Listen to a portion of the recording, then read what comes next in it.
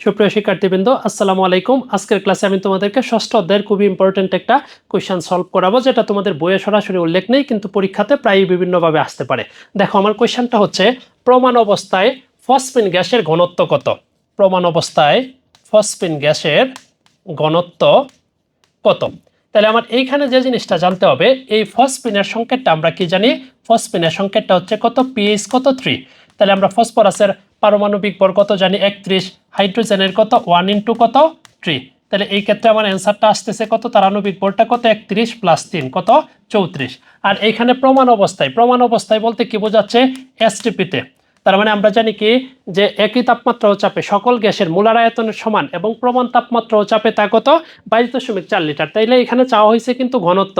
তাহলে আমরা ফিজিক্সে কিন্তু পঞ্চম অধ্যায়ে পড়েছি পদার্থের অবস্থা এবং চাপে ঘনত্ব রো ইকুয়াল টু কত? m বাই কত? বি। এখানে ফসফিন গ্যাসের দেখো ভরটা কত?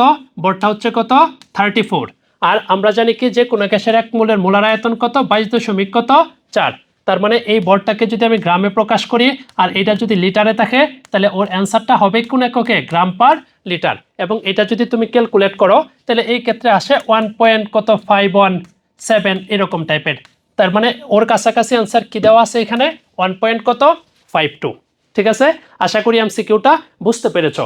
আর এটার পাশাপাশি আরেকটা এমসিকিউ তোমরা একটু সলভ করবা, পরীক্ষায় আসে যে মাঝে মধ্যে বলে যে এই ইথিন গ্যাসের ঘনত্ব কত। তাহলে এটা তোমাদের জন্য হোমওয়ার্ক থাকবে, এবং আমার এই ক্লাসের নিচে কমেন্টস বক্সে তোমরা এটার অ্যান্সার কত আমাকে জানাবে। ধন্যবাদ সবাইকে আমার সাথে থাকার জন্য।